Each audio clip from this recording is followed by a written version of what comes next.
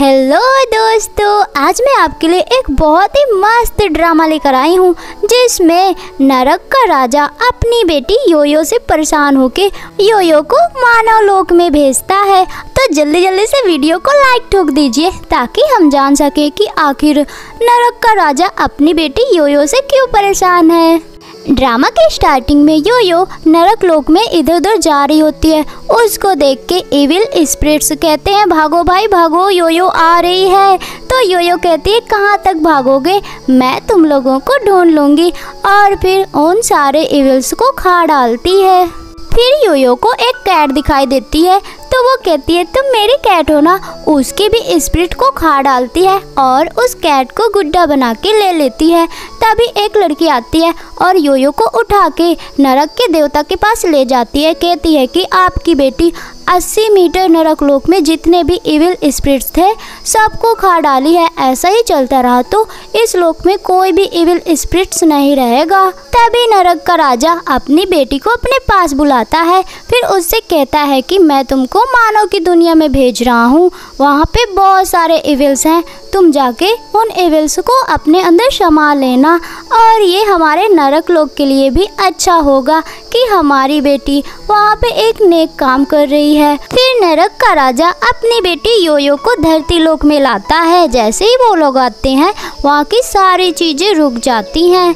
फिर नरक का राजा योयो से कहता है कि यहाँ पे तुम्हें बहुत सारे स्पिरिट्स मिलेंगे और तुम उनको खा लेना। यहाँ पे तुमको अच्छे से रहने के लिए एक फादर भी ढूंढना होगा। तो योयो कहती हाँ पापा मैं ढूंढ लूँगी। फिर उसके पापा उसको एक बहुत ही अच्छी ड्रेस पहनाते हैं। योयो कहती ये तो बहुत ही सुंदर है। नरक का राजा कहता है अब मैं जाऊँ। योयो कहती हाँ बाय बाय पापा। नरक का राजा चला जाता है। योयो इधर उधर देखती है, कहती है मुझे बहुत जोरों की भूख लगी है, कहाँ है यहाँ पे इविल्स। तभी वो ऊपर देखती है, वहाँ पे उसे बहुत सारे इविल्स दिखते हैं। कहती है मिल गया और उनके पीछे जाने लगती है। नेक्स्ट सीन में हम ड्रामा के मेन लीड मिस्टर गू को देखते हैं। वो कहीं पे जा रहा होता है, उसके चेस्ट में बहुत जोरों सा पेन होता है। तो असिस्टेंट कहता है क्या हुआ बॉस। वो कहता है कुछ नहीं। तभी गाड़ी के सामने योयो आ जाती है जिससे गाड़ी वो लोग रोक देते हैं, और जब देखने जाते हैं कि आखिर वो लड़की कहाँ गई, लेकिन वहाँ पे योयो नहीं होती है। मिस्टर गू कहता है कि ये कैसे हो सकता है, मैंने तो देखा था वो तो सामने आई थी और उसको टक्कर भी लगी थी। तभी पीछे से योयो आती है और कहती है अंकल। मिस्टर गू उसको देख के कहता है कि बेटा तुम इतने डेंजरस जगह में क्यों घूम रही हो, अगर तुमको कुछ हो जाता तो वो कहती है मुझे कुछ नहीं होगा अंकल। फिर वो मिस्टर गू को देखते हुए कहती है ये तो बहुत ही ज़्यादा डिलीशियस है। मिस्टर गू कहता है कि तुम्हारे पेरेंट्स कहाँ हैं। तो योयो कहती है मेरी मॉम नहीं है, मेरे पापा है, लेकिन मैं इस दुनिया की नहीं हूँ। मिस्टर गू मन में सोचता है कि लगता है इसके पेरेंट्स है ही नहीं है, ये खो गई है। और योयो उसको देख के सोचती है कि ये तो बहुत ही अच्छा इंसान है, क्योंकि ये बहुत अच्छा भाग्य लेके पैदा हुआ है। इसकी किस्मत में धन, बुद्धिमानी और लंबी उम्र लिखी है। फिर इसके ऊपर इतनी बुरी आत्माओं का साया क्यों है? क्या कोई इसे नुकसान पहुंचाने की कोशिश कर रहा है? तभी मिस्टर गू कहता है कि आज से मैं तुम्हारा फादर हूँ, जिससे योयो खुश हो जाती है और कहती है कि मुझे इस दुनिया में फादर मिल गया। फिर वो मिस्टर गू को किस करती है। मिस्टर गू के जो चेस्ट में दर्द हो रहा था वो गायब हो जाता है। मिस्टर गू कहता है कि ये तो बहुत ही अच्छी लड़की है, और असिस्टेंट से कहता है कि इसके लिए रहने खाने के लिए इंतजाम करो, और मन में सोचता है कि मैंने 2 बेटों को अडॉप्ट किया है, आज इसको भी अडॉप्ट कर रहा हूँ। वो लोग योयो को देख के बहुत खुश हो जाएंगे। फिर मिस्टर गू योयो को घर लेके आता है। घर पे हम मिस्टर गू के 2 लड़कों को देखते हैं। सबसे बड़े वाले का नाम जिन चुआन होता है और छोटे वाले का जिन यू होता है। वो जैसे ही योयो को देखता है उसके पास जाता है और पूछता है कि ये लड़की प्रीटी गर्ल कौन है। तो मिस्टर गू कहते हैं कि मैंने इसे आज ही अडॉप्ट किया है, ये तुम्हारी आज से बायोलॉजिकल सिस्टर है। जिनवो बहुत खुश हो जाता है। तभी योयो देखती है कि दोनों भाइयों के ऊपर भी इविल स्पिरिट्स का साया होता है। तो वो जिन्हू को कहती है कि मुझे तुम्हें एक किस करना है। वो उसको जैसे ही किस करती है, जिन्हू का जो स्पिरिट होता है वो दूर हो जाता है। फिर वो जाती है जिनचुआन को किस करने, लेकिन वो उसको कहता है दूर हटो। मिस्टर गू कहता है कि आज से ये भी हमारी फैमिली की मेंबर है, तो इसके साथ ऐसा व्यवहार मत करो। तभी हम शियान को देखते हैं जो कि प्रेग्नेंट होती है। वो मिस्टर गू को कहती है, हस्बैंड हमारे पास ऑलरेडी इतने सारे बच्चे हैं और आप किसी और को भी अडॉप्ट करके ले आए हैं। डॉक्टर ने कहा है कि मैं ट्विंस की प्रेग्नेंट हूँ, एक बॉय है और एक गर्ल है, तो फिर इसको क्यों लेकर आए हैं। योयो शियान को बहुत ध्यान से देखती है और फिर मन में कहती है कि ये तो प्रेग्नेंट नहीं हो सकती है, क्योंकि इसकी किस्मत में बच्चे नहीं है, तो फिर ये इसके पेट में बच्चे कैसे। जरूर ये मेरे डैड मिस्टर गू को हार्म पहुंचाने के लिए प्रेग्नेंट हुई है, क्योंकि ये बच्चे कोई आम बच्चे नहीं लग रहे हैं। तभी मिस्टर गू शियान से कहता है कि ये भी हमारी फैमिली की आज से मेंबर है, इसके लिए मैं दूसरा घर अरेंज करवा रहा हूँ, वहाँ पे इसकी सारी सुविधाएं होंगी। शियान कहती है, हस्बैंड आप इतना ज़्यादा गुस्सा क्यों कर रहे हो, बच्चे पे असर होगा ना, देखिए ना अपने बेबी को। जैसे ही मिस्टर गू उसके पेट को छूने जाता है तो योयो कहती है कि डैड उसको मत छूइए। तभी मिस्टर गू कहता है, तुम जेलस हो ना, पर चिंता मत करो, जब तुम्हारे ये छोटे छोटे भाई बहन पैदा हो जाएंगे तब भी मैं तुम्हें वैसे ही प्यार करूँगा जैसे कि अभी करता हूँ। मिस्टर गू जैसे ही सियान के पेट पे सर रखता है उसको कुछ होने लगता है। योयो मन में कहती है कि ये बच्चे नॉर्मल नहीं है और ये मिस्टर गू मतलब कि मेरे डैड की किस्मत के अंदर जितने भी क्रोध हैं उनको चूस रहे हैं। वो जल्दी से मिस्टर गू का हाथ पकड़ के खींचती और कहती, डैड ये बच्चे नॉर्मल नहीं है। तो सियान मन में सोचती है कि इस छुटकी को कैसे पता चल गया है। फिर सियान अपना फ्लैशबैक याद करती है कि वो अपने डैड के पास रोते हुए जाती है और कहती है कि डैड मिस्टर गू के दिल में ऑलरेडी उसकी एक्स वाइफ है और मैंने तो उससे कैसे कैसे करके शादी कर लिया है, लेकिन मैं उसे बच्चे नहीं दे पा रही हूँ, तो वो मुझसे डिवोर्स ले रहा है, कुछ रास्ता दिखाइए। तो उसके डैड उसको डांटते हुए कहते हैं, यूजलेस कहीं की। फिर उसे एक बोतल देते कहते हैं, एक बूंद तुम मिस्टर गू को पिला देना और एक बूंद तुम प्रेग्नेंट हो जाओगी, लेकिन ध्यान रखना ये ऐसा ब्रूड है जो कि स्वर्ग के मर्जी के खिलाफ है और जब तक ये पैदा नहीं हो जाता है इसके पालन पोषण के लिए बैड इविल स्पिरिट्स को तुमको रोज खिलाना होगा, तभी ये बड़े होंगे। और हाँ, ये बात किसी को भी मत बताना, वरना गू फैमिली तुम्हें वहाँ से भगा देगी। तो वो कहती है, ठीक है डैड। प्रेजेंट में सियान योयो को डांटती है और कहती है, तुम मेरे बच्चे को कर्ज दे रही हो। तभी मिस्टर गू कहता है कि तुम एक छोटी बच्ची को क्यों डरा रही हो। तो वो कहती है कि देखो ना, अभी मेरा बेबी पैदा भी नहीं हुआ है, ये इसको इविल बोल रही है, योयो को यहाँ से भेजो, नहीं हमारा बच्चा सेफ नहीं रहेगा। तो मिस्टर गू कहता है कि अभी अभी ये आई है और तुम हंगामा खड़ी कर रही हो। उसका छोटा वाला बेटा भी कहता है योयो को मत भेजो और योयो भी अपने डैड से कहती, डैड मैं नहीं जाऊँगी। और योयो मन में सोचती है कि अगर मैं चली गई तो ये बच्चा और ये आंटी दोनों मेरे डैड को और मेरे भाई को हार्म पहुँचाएंगी। तभी मिस्टर गू का बड़ा वाला बेटा जिनचुआन कहता है कि आंटी सियान को रेस्ट करने की ज़रूरत है। फिर वो आंटी सियान का हाथ पकड़ के रूम में ले जाता है। नेक्स्ट सीन में यो चुआन मिस्टर गू के पास जाता है और कहता है कि डैड आपने इस लड़की को कहाँ से अडॉप्ट कर लिया है। तो वो कहते हैं, क्यों क्या हुआ, वो तुम्हारी सिस्टर है, ऐसा क्यों पूछ रहे हो। तभी वो कहता है कि डैड मैंने यिनयांग आइज से देखा है, मुझे लगता है कि वो तो मर चुकी है। तो मिस्टर गू कहते हैं, क्या बकवास करो, वो इतनी क्यूट सी है और तुम ऐसा क्यों बोल रहे हो, शायद तुमको कोई गलत फहमी हो गई होगी।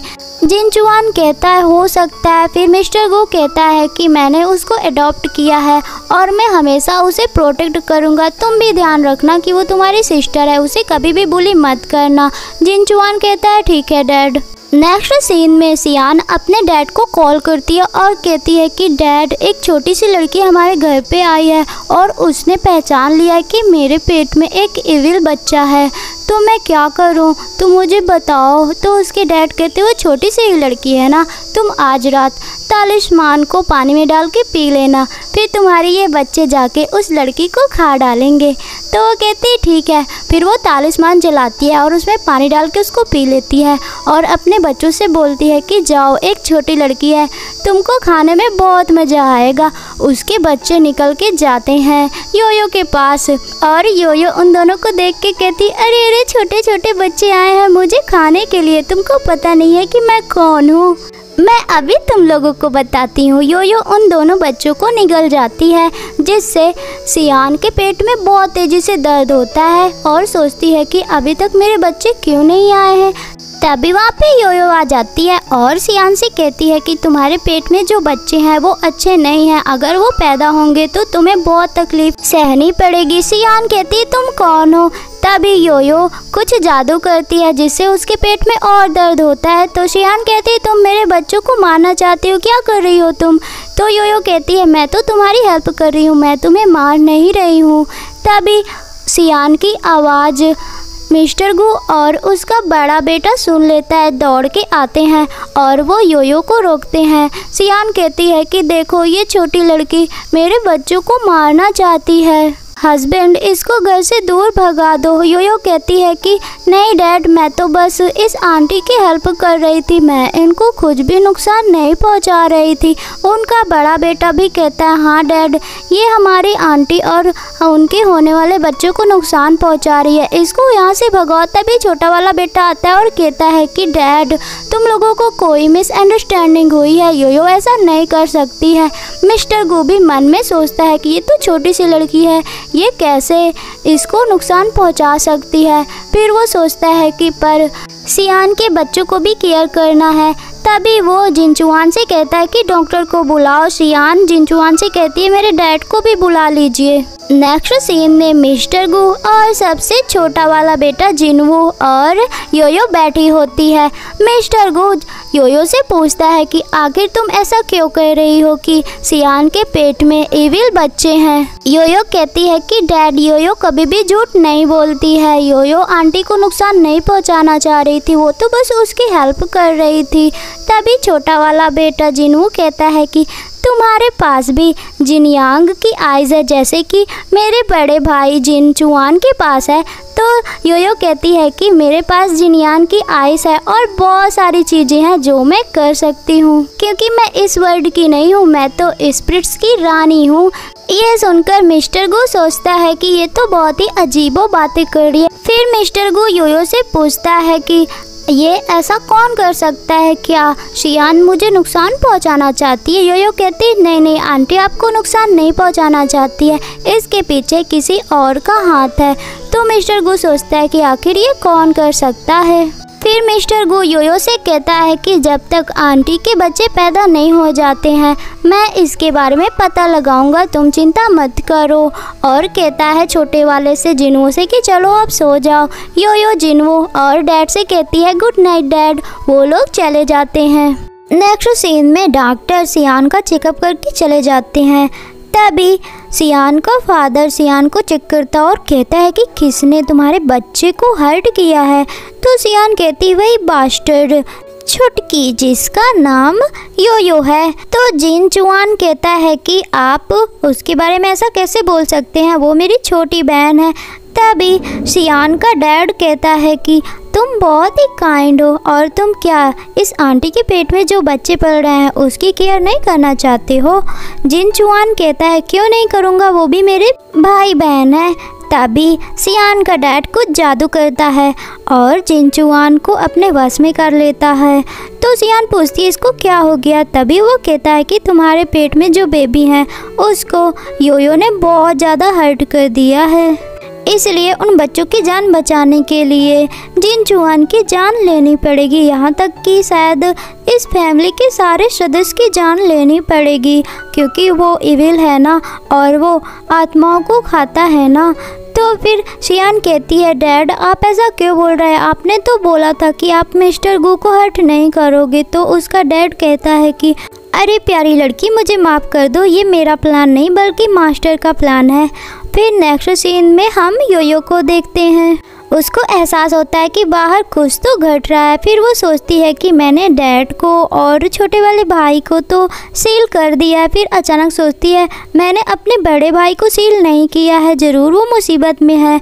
दूसरी तरफ हम सियान के डैड को देखते हैं जो कि जिन चुआन और सियान को बेहोश करके कुछ उनके साथ कर रहा होता है। तभी योयो उड़ के आती है तो सियान का डैड कहता है अच्छा तुम ही योयो हो। योयो कहती है मेरे रहते हुए तुम जिन चुआन को कुछ भी नहीं नुकसान पहुंचा सकते हो। तो वह कहता है तुम हो कौन, छोटी सी बच्ची, और उसके ऊपर हंसता है। तभी वहाँ पे मिस्टर गू और उसका छोटा वाला बेटा भी आ जाता है। वो कहता है कि डैड आप ये क्या कर रहे हो, और एक सील सा होता है जिसके अंदर वो लोग नहीं जा पाते हैं जहाँ पे जिन चुआन और सियान होते हैं। तो वो पूछता है कि आपने मेरे बेटे के साथ क्या किया है। तो वो बुढ़ा कहता है कि अभी तो मैंने कुछ नहीं किया है, लेकिन हाँ कुछ तो करने वाला हूँ। अभी जब ये इविल बच्चे पैदा हो जाएंगे तब तुम्हारे बेटे का काम तमाम हो जाएगा। तो मिस्टर गू मतलब कि सियान के पेट में इविल स्पिरिट पल रही है, वो बहुत ही ज़्यादा शौक हो जाता है। तभी वो बुढ़ा मिस्टर गू और सबसे छोटे वाले बेटे पर कुछ जादू करता है जिससे उनके गले में फंस जाता है। तो योयो अपने जादू से उस बुढ़े का जादू तोड़ती है। तभी वो बुढ़ा योयो पर अटैक करता है। सामने मिस्टर गू आ जाता है, कहता है कि जब तक मैं जिंदा हूँ मेरी बेटी को तुम कुछ नहीं कर सकते हो। तभी योयो अपने डैड से कहती है डैड मैं आपको प्रोटेक्ट करूँगी, आप मेरी चिंता मत करो। और वो बुढ़े से कहती है तुमको पता नहीं तुमने किससे पंगा लिया है। मेरे डैड बहुत काम में बिजी रहते हैं, लेकिन मैं उनकी बेटी हूँ जो यहाँ पे आई हूँ। अभी तुमको सबक सिखाती हूँ। वो उड़ के जाती है और जितने भी एविल स्पिरिट होते हैं उनको निगलने लगती है। तभी उसको याद आता है कि उसके भाई की स्पिरिट भी वो निगल रही है, तो वो रुक जाती है। फिर बुढ़ा हंसता और कहता है मैंने ये प्लान तो पहले से ही बना के रखा था। तभी योयो कहती है तुमको पता नहीं है कि मैं कौन हूँ, और तुमने मुझे गुस्सा दिलाया है। मेरे डैड ने बोला था कि अगर मेरी शक्तियाँ काम ना करे तो मेरा ब्लड ज़रूर काम करेगा। वो अपनी उंगली काटती है और ब्लड से सारे स्पिरिट्स को मार डालती है। तभी बुढ़ा योयो पर अटैक करता है। योयो भी उस पर अटैक करके उसको गिरा देती है। फिर उसके पास जाती है और कहती है कि तुम तो दिखने में तो ठीक ठाक हो, मुझे सच सच बताओ कि कौन है जो मेरे डैड को नुकसान पहुंचाना चाहता है। बुढ़ा तो बहुत डरा होता है। तभी वहाँ पे असिस्टेंट और बॉडीगार्ड भी आ जाते हैं। मिस्टर गू कहता है कि सियान फैमिली से अब हमारा कोई भी लेना देना नहीं है, मैं सियान को डिवोर्स देता हूँ। तभी जिन चुआन योयो से कहता है मुझे माफ़ कर दो, मुझसे गलती हो गई थी। योयो कहती कोई बात नहीं बड़े भैया। नेक्स्ट सीन में हम एक आदमी को देखते हैं जो कि व्हील चेयर में बैठा होता है और उसके हाथ में एक सांप की रिंग होती है। उसको बहुत दर्द होने लगता है तो वो अपने हाथ में कुछ लेप सा लगाता है।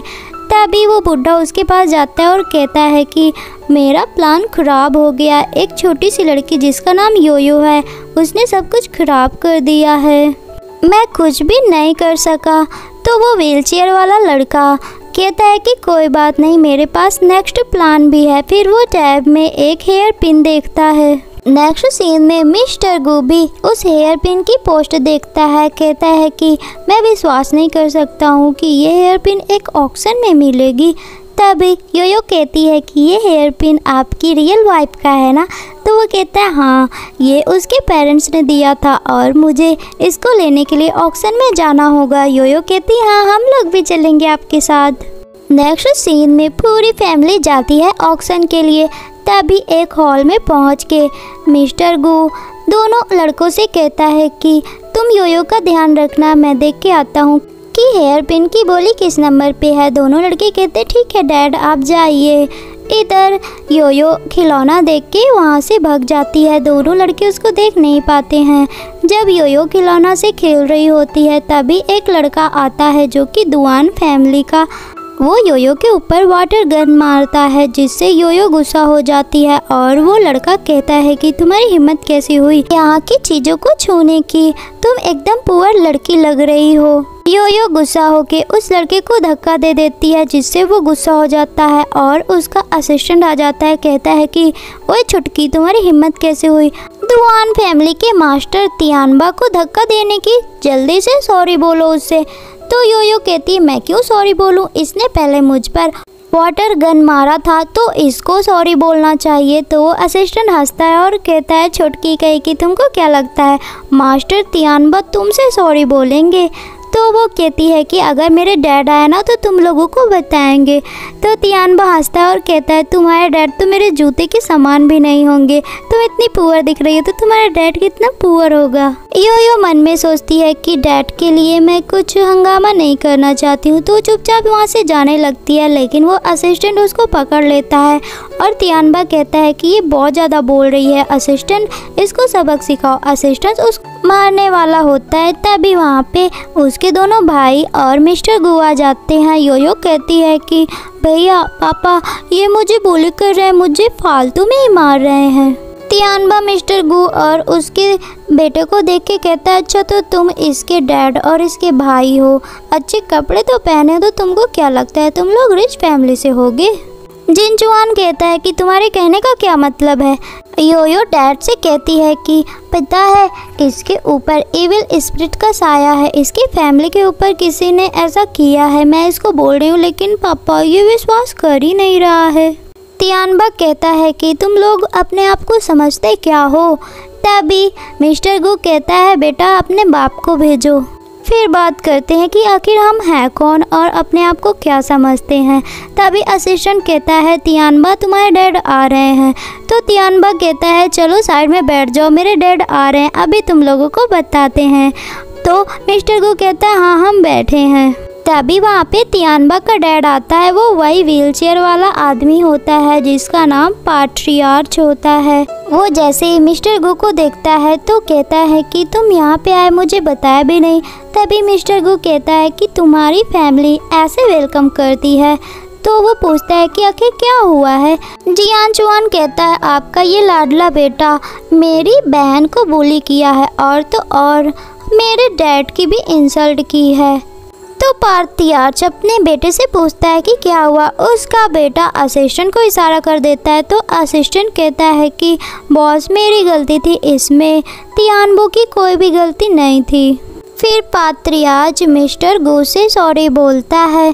तो मिस्टर गु योयो से कहता है क्या करें इसको माफ़ कर दे? योयो कहती हाँ माफ़ कर देते हैं।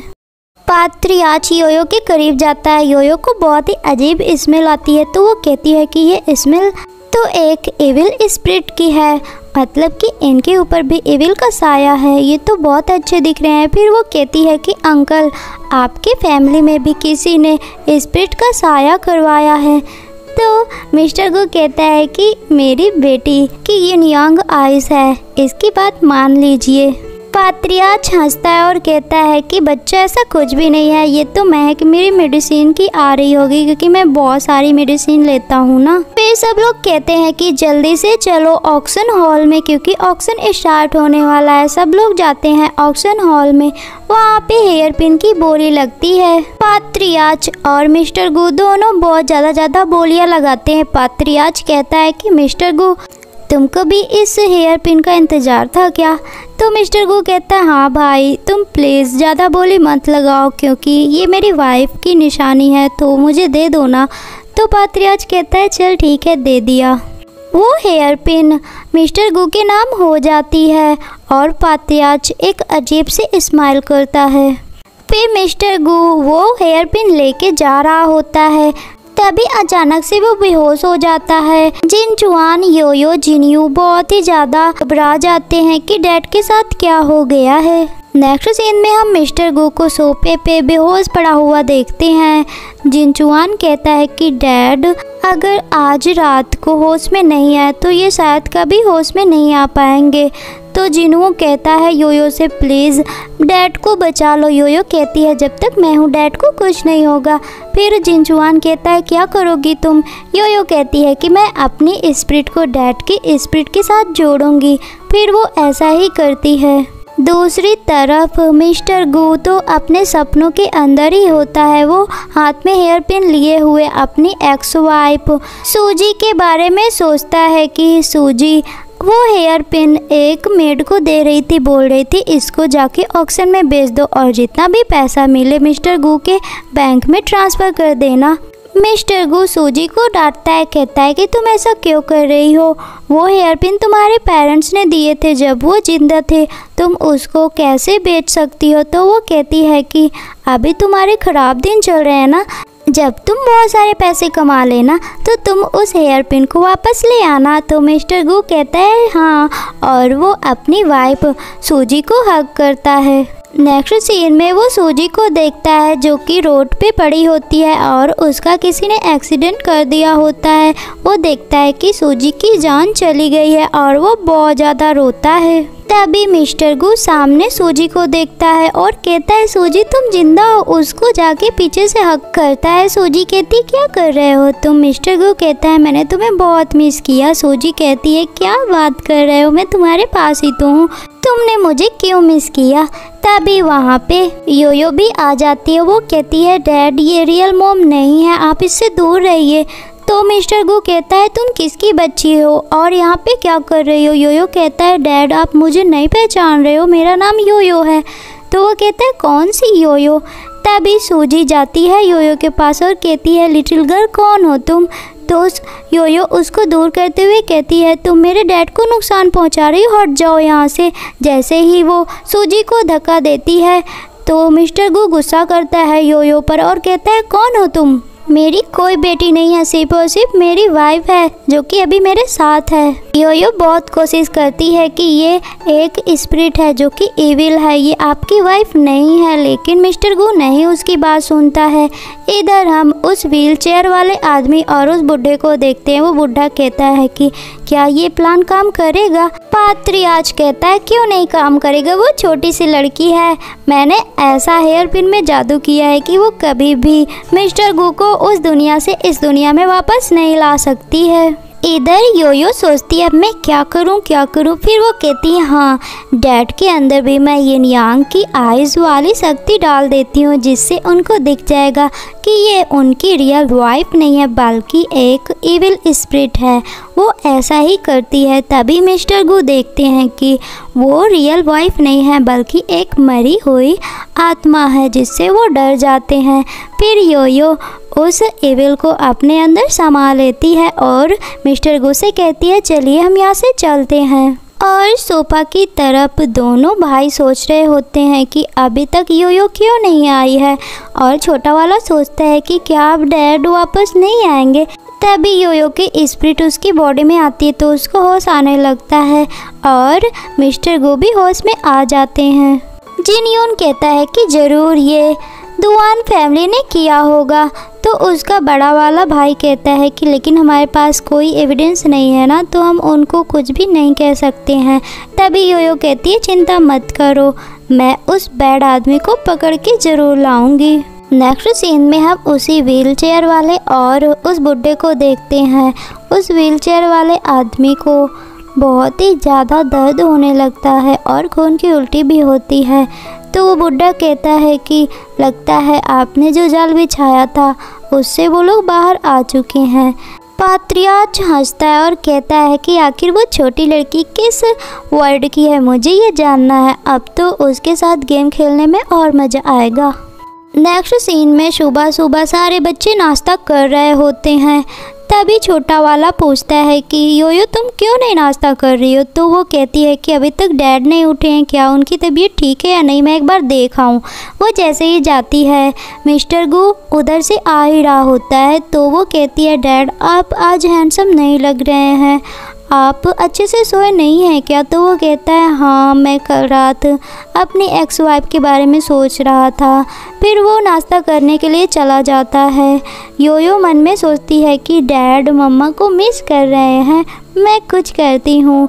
और वो जाती है फिर से नर्क लोक, वहाँ पे अपनी ग्रैंड माँ से मिलती है। उसकी ग्रैंड माँ कहती हैं तुम मानव दुनिया से क्यों वापस आ गई? योयो कहती है ग्रैंडमा मुझे आपकी हेल्प चाहिए, मुझे मम्मा और डैड का रिलेशनशिप देखना है। तो उसकी ग्रैंडमा कहती है ठीक है। वो कहती हैं ये पत्थर है, इसको टच करके अपने मॉम डैड का नाम लो। वो नाम लेती है और फिर कहती है ग्रैंडमा उन दोनों के बीच में एक रेड लाइन मुझे दिखाई दी, इसका क्या मतलब है? ग्रैंडमा कहती हैं इसका मतलब है कि अगर वो दोनों नहीं मिले हैं तो उन दोनों में से जिसकी भी डेथ हो गई है उसको फिर से जिंदा किया जा सकता है। योयो बहुत खुश हो जाती है और कहती है ग्रैंडमा मुझे दिखाओ ना कैसे करना है। फिर ग्रैंडमा कुछ ढोल जैसा बजाती हैं और कहती है इसमें देखो। तभी योयो उसमें देखती है और फिर से वो मानव दुनिया में चली जाती है, वो भी मिस्टर गू के ऑफिस में, जहाँ पे वो देखती है कि उसकी मॉम मिस्टर गू के ऑफिस में ही काम करने के लिए आई होती है। वो न्यू इंटर्न होती है तो वहाँ की एम्प्लॉय उसके साथ बहुत बुरा व्यवहार करती है, उसको बुली करती हैं, जिससे वो बहुत सैड हो जाती है और फिर मिस्टर गू को कॉल करती, कहती है डैड मैं आपके ऑफिस में हूँ, यहाँ पे बहुत लोग मुझे बुली कर रहे हैं, जल्दी से आ जाइए। वो कहता है मैं अभी पहुँच रहा हूँ वहाँ। फिर जब मिस्टर गू ऑफिस में आता है तो कहता है योयो कहाँ हो तुम? तभी मिस्टर गू देखता है कि न्यू इंटर्न को बुली किया जा रहा है, तो वो कहता है कि इसको क्यों बुली कर रहे हो? और जैसे ही उस न्यू इंटर्न को देखता है तो कहता है सूजी तुम। लेकिन जब उसका नेम कार्ड पढ़ता है तो कहता है इसका नाम तो जियांग है, ये तो कोई और है। फिर वो उस एम्प्लॉय को बहुत डांटता है, कहता है कि कल से इस कंपनी में मत आना और उसको वहाँ से भगा देता है। तभी वो योयो को देखता है और कहता है कि कौन है जो तुम्हें बुली कर रहा था? तो योयो उसके कान में कहती है कि डैड ये मॉम है, इनका फिर से जन्म हुआ है। तो वो कहता है सच में? क्या तुम सच बोल रही हो? ऐसा हो सकता है? वो कहती है हाँ, क्या आपको मेरे ऊपर विश्वास नहीं है? तो वो कहता है हाँ है। और फिर जी ये कहती है कि थैंक यू बॉस। तभी योयो मिस्टर गू को धक्का दे देता है, मिस्टर गू जी के ऊपर गिर जाता है। तभी वो कहता है कि क्या तुम मेरे साथ डिनर करने चलोगी?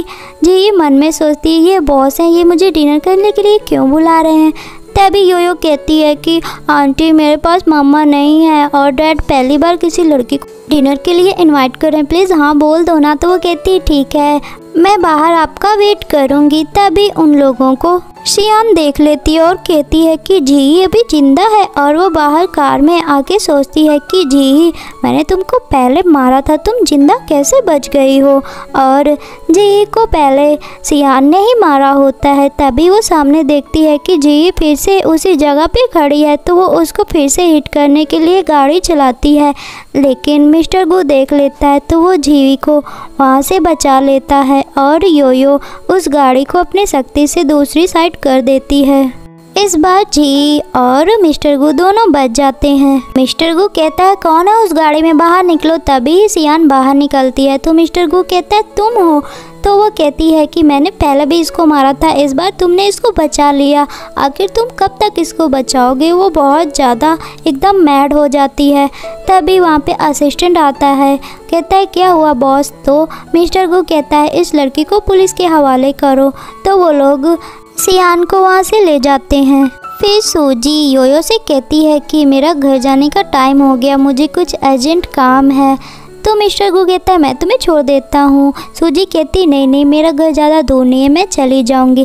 तभी मिस्टर गू उसको हेयर पिन देता है, वो हेयर पिन लेके वहाँ से चली जाती है और ये सारी बातें पात्रियार्क सुन रहा होता है। नेक्स्ट सीन में योयो पता करती है कि आखिर सूजी कहाँ रहती है। तभी वो एक लोकेशन निकालती है और जब वो मिस्टर गू को लोकेशन बताती है तो मिस्टर गू कहता है ये तो मेरी मॉम डैड जहाँ पे रहते हैं वो लोकेशन है। तो योयो कहती है ठीक है चलो हम लोग वहाँ चलते हैं। सब लोग जाते हैं उसी लोकेशन पे। तभी मिस्टर गू देखते हैं कि ग्रैंडमा बेहोश पड़ी हैं, तो वहाँ की मेट से पूछते हैं इनको क्या हुआ। तो वो कहती हैं पता नहीं कल से ये उठ ही नहीं रही हैं। योयो ग्रैंडमा के गले में एक लॉकेट देखती है और कहती है ये लॉकेट की वजह से ही ग्रैंडमा होश में नहीं आ रही हैं। मिस्टर गू कहता है ये लॉकेट तो मेरे डैड ने दिया है। फिर वो मेड से पूछता है कि डैड कहाँ है। मेड कहती है कि डैड बुक्स पढ़ रहे हैं।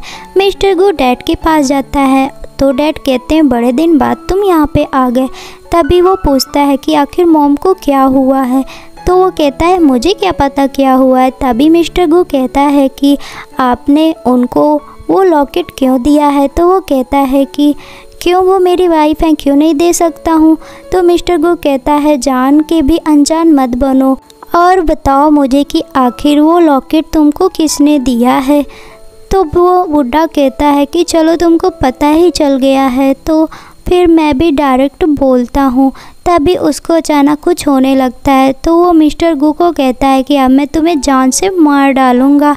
तभी वहाँ पे योयो आ जाती है, कहती है कि मेरे रहते हुए डैड को तुम कैसे नुकसान पहुँचा सकते हो। फिर मिस्टर गू और योयो दोनों लड़ते हैं। योयो एक खोपड़ी भी निकालती है जिससे वो डैड को वहीं पे गिरा देती है। तभी वहाँ पे छोटे और बड़े भाई भी आ जाते हैं। फिर वो लोग सोचते हैं कि ऐसा क्यों लग रहा है कि हमें कोई और भी देख रहा है। तभी उन लोगों को पात्रियार्च की आवाज़ें सुनाई देती है। वो कहता है कि तुम लोग मेरे जाल में फंस चुके हो, अब तुम लोग यहाँ से नहीं जा सकते। तभी अचानक से मिस्टर गू की डैड, मोम और मेड सब अचानक से भूत की तरीके खड़े हो जाते हैं और उन लोगों को पकड़ लेते हैं। मोमो बहुत कोशिश करती है उनसे लड़ने की, लेकिन वो कुछ भी नहीं कर पाती है। तभी पात्रियार्च जो कि बोलता है कि अगर मिस्टर गू अपना हाथ काट ले तो मैं फिर इसके मॉम डैड को छोड़ दूंगा। मिस्टर गू भी उसकी बात मानकर हाथ काटने वाला होता है। मोमो कहती है रुक जाइए डैड, मुझे हक कीजिए, मैं आपकी हेल्प ज़रूर करूंगी। और वो कहती है कि डैड आप बहुत ही भाग्यशाली हैं, आप मेरे साथ मिलकर इन सारे स्पिरिट से लड़ सकते हैं। फिर वो दोनों हाथ मिलाते हैं और एक तेज की रोशनी निकलती है जिससे मोम डैड सब लोग ठीक हो जाते हैं। तभी छोटकू और बड़कू भैया देखते हैं कि योयो और उसके डैड बहुत ही अजीब बन जाते हैं। योयो तो बिल्कुल जैसे कि नर्कलोक में थी वैसे ही अवतार में आ जाती है।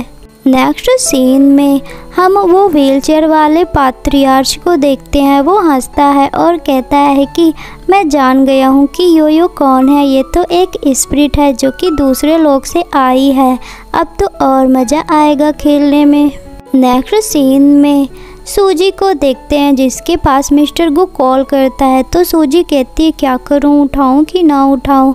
तभी वो पात्रियार्च को देखती है, उसका कुछ सामान गिर जाता है, उसको उठा के देती है। तो वो पात्रियार्च कहता है कि मैं भविष्य बता सकता हूँ, क्या तुम परेशान हो ना, क्योंकि तुमको लगता है कि जिसे तुम लाइक करती हो वो तुम्हें लाइक करता है या नहीं। तो वो कहती है हाँ। तभी वो कहता है ठीक है अपना हाथ दिखाओ। जैसे ही सूजी हाथ दिखाती है वो अपना शौक सा थोबड़ा बना के कहता है कि जिसको तुम लाइक करती हो वो तुम्हें लाइक नहीं करता है। तो सूजी कहती है क्या करूं, फिर उसको छोड़ दूं। तो वो हंसता है और कहता है नहीं नहीं छोड़ो मत, मेरे पास एक उपाय है।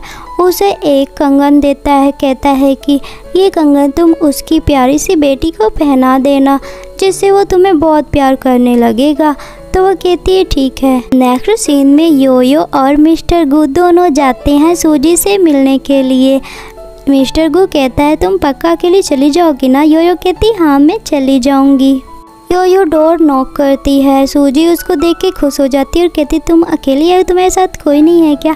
तो योयो कहती नहीं नहीं डैड आए थे लेकिन वो चले गए, सॉरी वो आपसे नहीं मिल पाए, लेकिन देखिए मैंने आपके लिए बहुत ही डिलीशियस खाना लाई हूँ, आप खाएंगी। वो कहती हाँ चलो अंदर आ जाओ। सूजी कहती है मैं तुम्हारे लिए संतरे छील देती हूँ, तुम खा लो। तो योयो कहती है मुझे संतरे नहीं खाने हैं, डैड ने जो आपको हेयर पिन दिया है आप उसको पहन लीजिए, मुझे देखना है। तो सूजी कहती है ठीक है। और वो जैसे हेयर पिन पहनती है योयो मन में सोचती है कि ये हेयर पिन पहनेंगी तो इनको कुछ ना कुछ अपने पास्ट के बारे में याद आ जाएगा। तभी वो जैसे ही हेयर पिन पहनती है उसको चक्कर आने लगता है। योयो कहती है कि आराम से सांस लीजिए आप ठीक हो जाएंगी। फिर सूजी ठीक हो जाती है तो वो कहती है कि मुझे क्या हुआ था, मेरा फिर से जन्म हुआ है ये तो मुझे याद है, लेकिन मुझे पास्ट के बारे में कुछ नहीं याद है कि मेरे साथ क्या क्या हुआ था। योयो कहती है चिंता मत कीजिए, टाइम के साथ आपको सब याद आ जाएगा। तभी वो उस ब्रेसलेट को देखती है और कहती है ये किसने दिया है। सूजी कहती है कि एक आदमी ने दिया है, वो बोला है कि अगर मैं मिस्टर गू की बेटी को पहना दूंगी तो उनका और मेरे प्रति दोनों का प्यार बहुत बढ़ेगा। पर मैं उसकी बातें क्यों मानूं, वो झूठ भी तो बोल सकता है। तो योयो कहती है मुझे ये ब्रेसलेट अच्छा लग रहा है, मुझे पहना दीजिए। तो सुजिन कहती है ठीक है, और वो ब्रेसलेट योयो को पहना देती है। इधर पात्रियार्च और वो बुढ़ा दोनों बहुत खुश हो रहे होते हैं क्योंकि उनका प्लान काम कर रहा होता है। नेक्स्ट डे मिस्टर गू और सूजी की शादी होती है। सूजी वेडिंग ड्रेस पहन के आती है। वहाँ का शादी कराने वाला आदमी पूछता है कि पंडित ही समझ लो, पूछता है कि क्या तुम सूजी से शादी करना चाहते हो। मिस्टर गू कहता है हाँ। और जब सूजी से पूछता है कि क्या तुम मिस्टर गू से शादी करना चाहती हो, जैसे ही वो हाँ बोलने वाली होती है वहाँ पे वो बूढ़ा आ जाता है और कहता है कि मैं इस शादी के खिलाफ़ हूँ। तो मिस्टर गू कहता है कि मैंने तो इनको इनवाइट भी नहीं किया है, ये यहाँ पे क्या करने आ गए। ये सुन के सब वहाँ पे हंसने लगते हैं। योयो उस बुड्ढे से कहती है कि पिछली दफ़ा मैंने तुम्हें सबक सिखाया था, उतना कम नहीं था क्या, फिर से सिखाऊं क्या। तो बुड्ढा कहता हाँ सिखाओ, मैं यहीं पे खड़ा हूँ। जैसे ही योयो मैजिक करती है वो मैजिक नहीं कर पाती तो कहती है क्या हुआ, मेरी मैजिक कहाँ चली गई। वो बुड्ढा हंसता है। तभी वहाँ पे पात्रियार्च आ जाता है। तो योयो कहती है कि डैड ये सारा काम इस पात्रियार्च ने किया है। मिस्टर गू पात्रियार्च से कहता है कि तुमने ऐसा क्यों किया, क्या किया तुमने मेरी बेटी के साथ। तो पात्रियार्च हंसता है और कहता है कि मैंने हमेशा से मेहनत की, फिर भी मैंने उतना फेम नहीं पाया है। और तुम्हारे बेटे देखो, तुमने उन लोगों को अडॉप्ट कर लिया, वो तुम्हारी फैमिली का हिस्सा भी बन गए, उनको इतना फेमस मिल गया पर मुझे नहीं। मैं हमेशा से तुम्हारी फैमिली से बहुत ज़्यादा नफ़रत करता हूँ, इतनी नफ़रत करता हूँ कि मैंने अपने मॉम डैड को भी मार दिया। देखो ये रिंग, इसमें मेरे मॉम डैड का ब्लड है और उनकी अस्थियाँ भी हैं। फिर वो रिंग से कुछ मैजिक करता है जिससे काली शक्तियाँ निकलती है और वहाँ पे सब लोग बेहोश हो जाते हैं। सूजी समझ जाती है कि ज़रूर उस ब्रेसलेट की वजह से हुआ है। वो जाके वो ब्रेसलेट उतारने लगती है तो पात्रियार्च हंसता है और कहता है ये ऐसे लॉक से बंद है कि ये जल्दी नहीं खुलेगा। तभी योयो कहती है ज़्यादा दांत फाड़ने की ज़रूरत नहीं है, मेरे डैड ने बोला है जब भी तुम मुसीबत में हो ना। फिर योयो किसी दूसरी चीज़ से मैजिक करती है और वो वहाँ के सारे स्पिरिट्स को भगा देती है। पात्रियार्च भी जख्मी हो जाता है और कहता है कि तुम मृत्यु लोक के राजा की बेटी हो ना। तो वो कहती हाँ। फिर वो अपने डैड से कहती डैड क्या अब आप मुझे प्यार नहीं करोगे। तो वो कहता है क्यों नहीं करूँगा, तुम हमेशा हमारी फैमिली की मेंबर रहोगी। मिस्टर गू पात्रियार्च और बुड्ढों को पुलिस के हवाले भेज देता है।